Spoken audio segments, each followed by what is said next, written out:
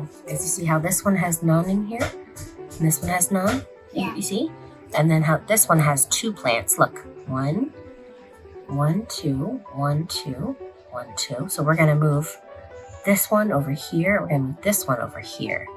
And this one, we're just gonna go like this. Right? So I'm gonna move this one over here. These are the Black Prince tomatoes.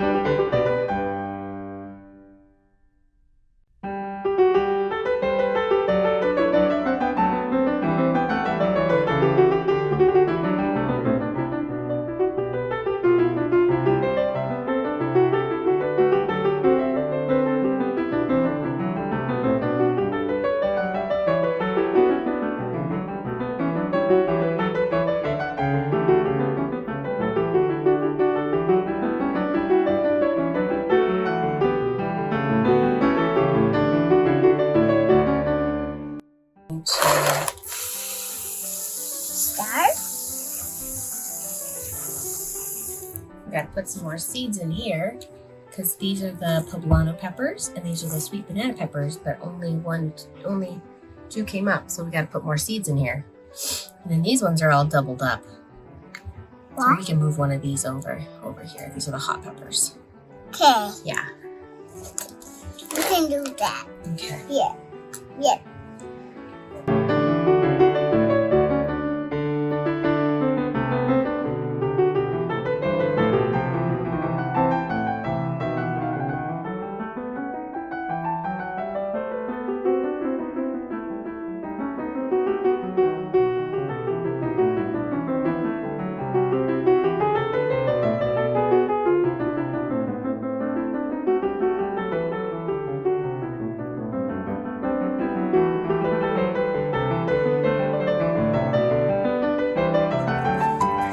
This one is the sweet banana pepper. This one, I'm just gonna pop an extra in here.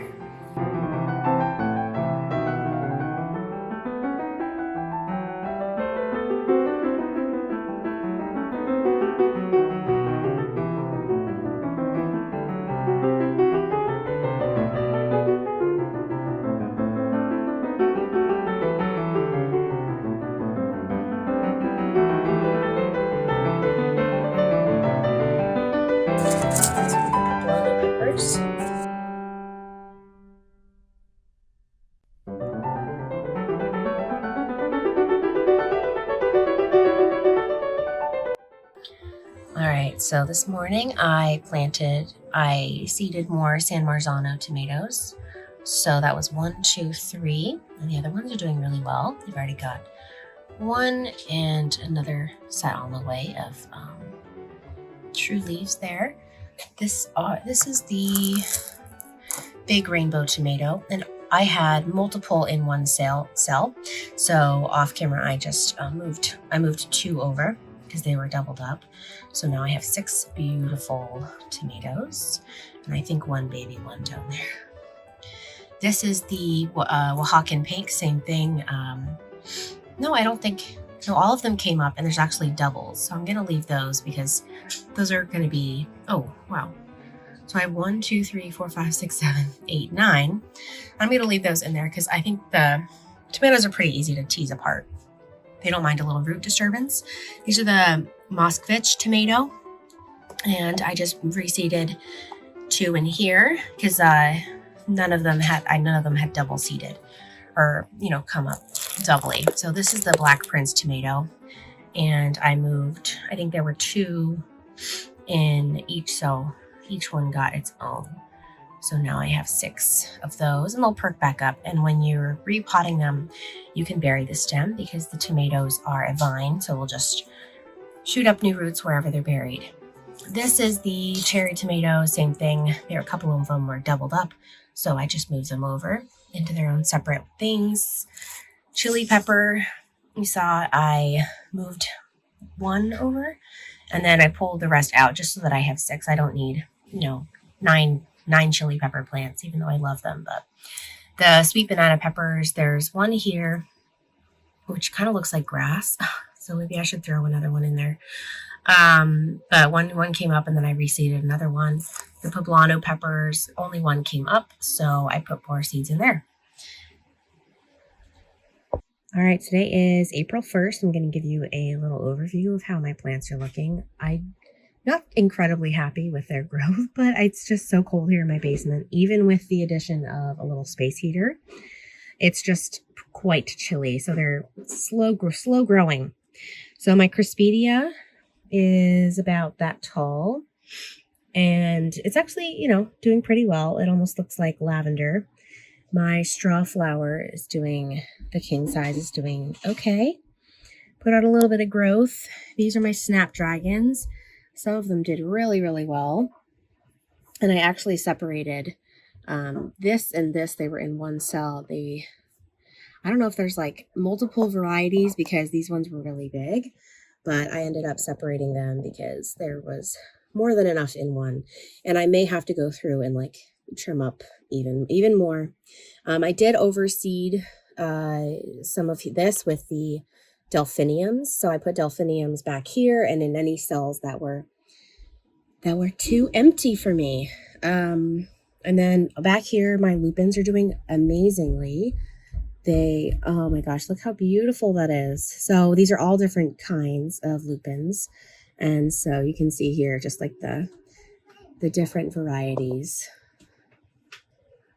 Oh, thank you so much, sweetie. So these are my dahlias. They're doing pretty well. I did put, oh no, I should have labeled it.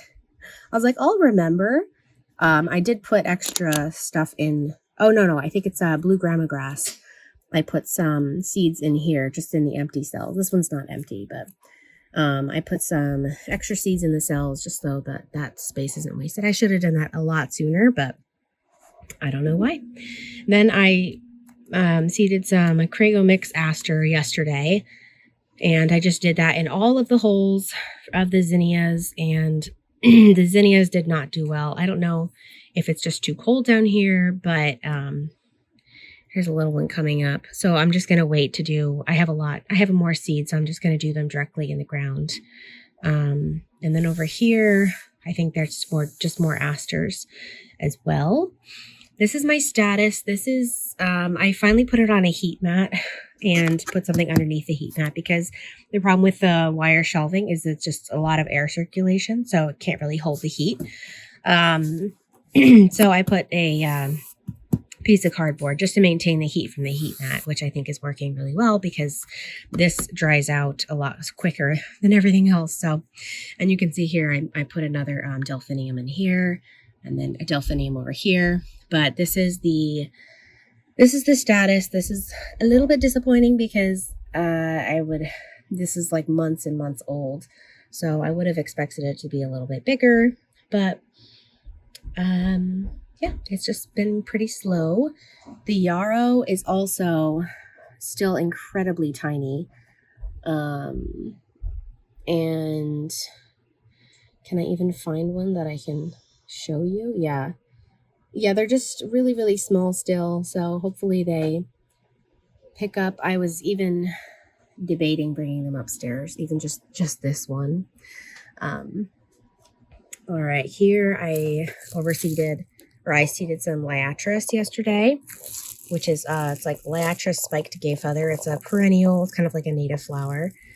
I think these are some of the free seeds that I got from the Heirloom Seed Company, but I should have done that a while ago. Apparently they take a while, so we'll see how that goes. These are my hollyhocks. They're doing okay. Again, I overseeded. I put more liatris in here as well. This is my grasses, they're doing okay. So they've got like three or four leaves. Some of them are doing better than others. And then this over here is my this is the Canadian wildflower mix. So we have a very obvious little lupin here, another lupin coming here, another lupin coming up back there, and just some really interesting stuff that, yeah, I'm excited that it's putting on some growth. But next year I'm definitely going to have to either get a little tent for this shelving unit, just so that I can trap more heat and humidity in here.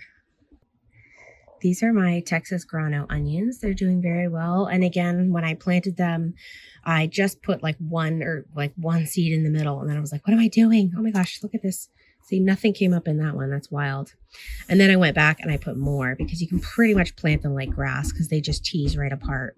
Because they really don't have that wild of a root system. So those are all doing really well. Some of them still hold on to their seeds. So those are doing really well. They do need a water. They're a little dry. Back here, this is the columbine. It's doing really well. Doing very, very well. Some of them are bigger than others. I should go through and thin them out, but it's just hard. It's just hard. How do I choose? These are the tomatoes and the peppers that I just showed you, and I'll be moving these over back to the heat mat just because there's a couple more seeds that need to be germinated. All right, back here, the albrietta, I had like one little seedling come up, so I did overseed. I put more seeds in there and watered that in yesterday. This is the more delphinium. One made it over into this, which is funny. These are dianthus. These two are the dianthus, which are looking really good. And I put heliotrope in here and here, but these are very old seeds, so I'm not sure. I just put the whole packet in here, so I'm here and here, so I'm not sure if they're even going to come up. But I had one zinnia survive. So over here, these are pansies. I have 6 cells of pansies, and they're doing really well. They're not super big, but the pansies are doing well, and the violas also. The last row are the violas. I think they look pretty good. All right, over here, this is a failure because these are not, I was like, oh my gosh, look, these are, but they're not. I don't know what they got. I don't know what they are. This is supposed to be basil. This is not basil. So this popped up in another one of my pots here and I pulled it out. So I think it's a weed, but maybe it's a flower. I don't know. So we'll keep it there unless I need the real estate for something else later on. So this one is Salvia Victoria Mealy Cup Sage. And I think these were planted for a while, or grown for, supposed to be grown a while ago, but years and years ago. So anyway, that is an experiment. This as well, this is a zinnia. It's called Envy zinnia. I think it's like a chartreuse green. But again, super duper old seeds, so not very high hopes on that one. But this is just, and like the whole seed packet is in here. And you could do this with a couple seeds. You could just sprout them and see what the germination rate is. But so that's kind of what I'm doing here. Okay, I just found this and so cool, black hollyhocks. But these were packed for 2001. So I put a bunch of these in, where did I put these? Oh, you know what? I think I put them in one of these up here. So, and hollyhocks are very distinctive when they come up. They have these little, they look like this. So if these grow at all, that would be so much fun. And I'm going to give this to, that's what the seeds look like. They're giant. So I think that would be really fun if any of these survive. But they didn't even come in, they didn't come, I know, isn't this such a mess? They didn't even come in one of these little packets. So we'll see. We shall see. I don't have high hopes for this, but might as well give it a shot. All right, so I did change some things up. As you can see, my seedlings have made it out of the basement, and a few of them, let's see, 3 flats so far are living in my bedroom, I just brought up this shelving that I found on the side of the road, and I painted because it was a little bit rusty, as you can see, but no, we're gonna worry about that. So I brought up the seedlings that need, I think, the most warmth. So the things that are the most behind, like the pansies and the violas, they're all germinated, but they're just they're going really, really slowly. So I brought those up along with 2 different kinds of grow lights. This one, they're actually both from my uncle, so thank you, Uncle Chip. So this one is like a clip-on LED grow light, and then this one is just a little light that I had that has an LED bulb in the inside. So yeah, I brought up the tray with the status and the yarrow because I really want just tons of yarrow. And then I also brought up the most recent one. So I already have an update for you, and this is where I planted, I remembered, this is where I planted the black hollyhock here and here, and you would not believe I've already got germination. Do you see that little thing? I'm gonna try to zoom in for you. That's already germinated, and there's another one germinated there. It is crazy. And so this is what the seed looks like. They're actually supposed to be surface sown. They almost look like little shells. And a couple of them, this one's also germinated. It's kind of hard to tell, but it's opened up on the other side. I am so beyond thrilled. So I don't know how many of these are going to make it into my garden or how prominently, but I think it's a pretty cool color to have. Plus one of my other friends, she's a little more goth than I think she'll appreciate these if I get, enough to share. So that's exciting.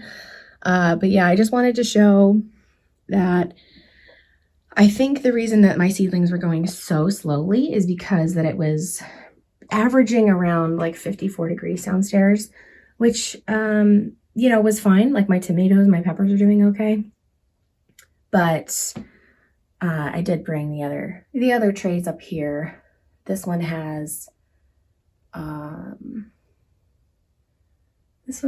the straw flower and the crispidia and the other things as well. Also, you'll notice that I only did the first 2 shelves because I have little children, and my son was literally climbing on here. He was trying to get onto here. So this is still within reach. So I'm just betting that if they get in here, they won't be if it'll be more of a struggle.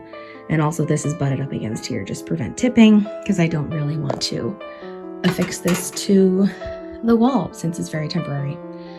I did actually think about putting the whole setup here, but when the new baby comes, everything kind of just going to shift over.